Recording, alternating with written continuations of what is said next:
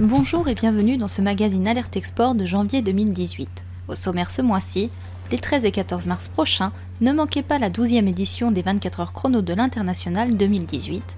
Les ventes de cognac battent des records en 2017. Agnès Lopez-Cruz, directrice de la Chambre de commerce de Dubaï et Émirats du Nord, aborde le climat des affaires et les secteurs porteurs.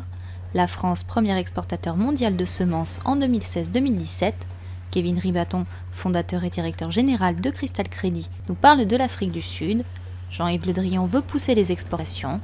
Le directeur général de Business France prône une révolution copernicienne dans la stratégie du commerce extérieur de la France. Et enfin, les événements à ne pas manquer dans les semaines à venir. À noter sur vos agendas les 13 et 14 mars 2018, la 12e édition des 24 heures chrono de l'International.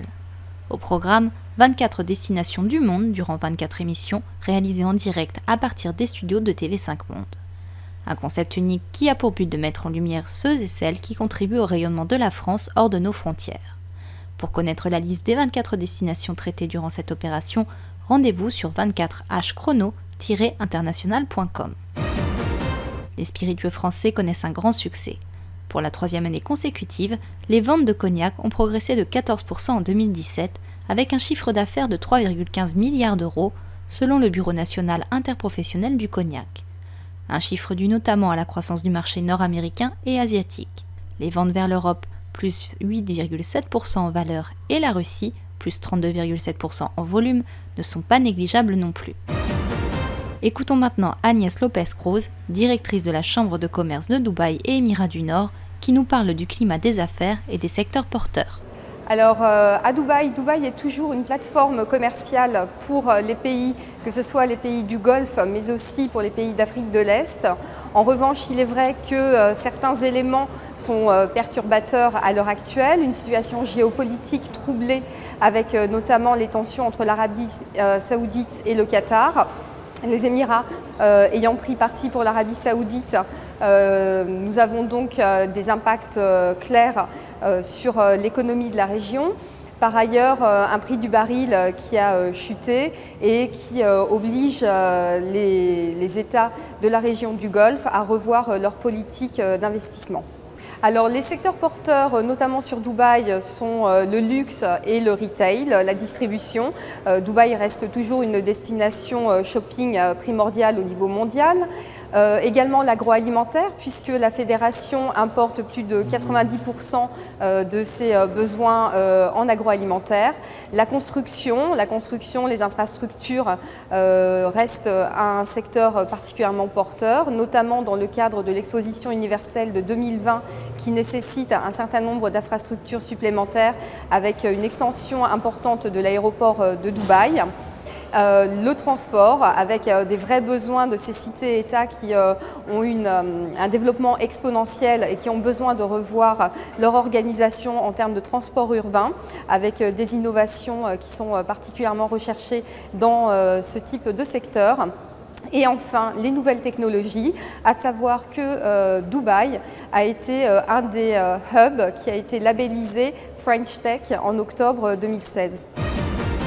La France, leader mondial des exportations de semences de grande culture, présente dans 150 pays, devant les USA et l'Allemagne en 2016, avec un total de 951 millions d'euros, le solde de la balance commerciale semences et plants de l'Hexagone a atteint un nouveau record, soit une progression de 5,6%. La raison, une hausse des prix à l'exportation et le poids des semences oléagineuses et potagères. À noter, malgré une tendance à la baisse pour la seconde année consécutive, avec moins 6%, le maïs reste leader à l'international avec un excédent commercial de 396 millions d'euros. À suivre, un entretien avec Kevin Ribaton, fondateur et directeur général de Cristal Crédit, qui répond aux questions suivantes. L'Afrique du Sud est-elle une zone à risque? Quel type de risque et comment s'en prémunir?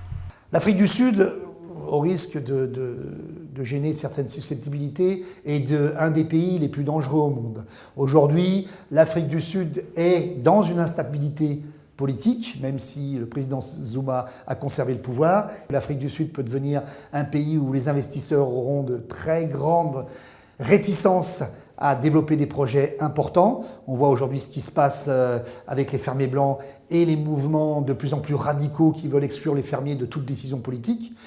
Et l'Afrique du Sud a un problème aussi important de sécurité permanente, où tout est cloisonné, tout est ultra sécurisé, où des groupes armés doivent protéger chaque mètre carré de chaque mètre carré d'une province. Ça devient un pays extrêmement compliqué, même s'il reste une des économies les plus vives du continent.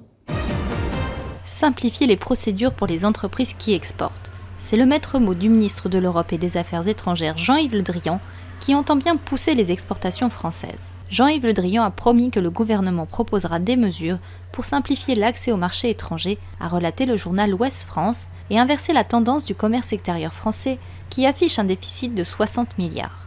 Parmi les marchés à convoiter et les endroits du monde à privilégier, Jean-Yves Le Drian mise sur l'Afrique. Pour l'exportation, c'est une destination essentielle, a-t-il martelé.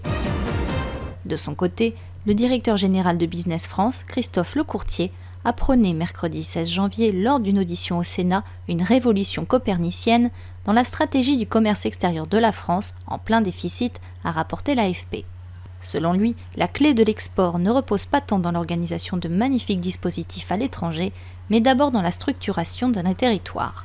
Nous aurons en région un guichet unique sous l'autorité des régions, constitué de l'union entre Business France et les chambres de commerce et d'industrie. À l'étranger, le responsable a plaidé pour un partenariat public-privé entre Business France et les CCI à l'étranger. Enfin, parmi les événements à ne pas manquer dans les semaines à venir, le pavillon France sera sur le Winter Fancy Food Show 2018, salon des produits alimentaires, sur la côte ouest des États-Unis du 21 au 23 janvier.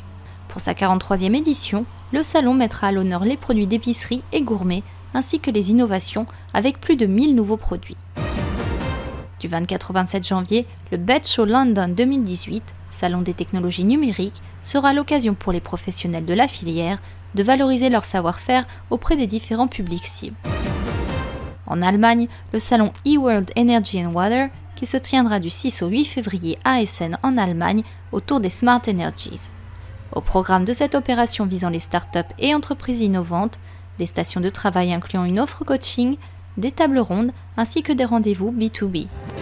Merci de nous avoir suivis et rendez-vous le mois prochain.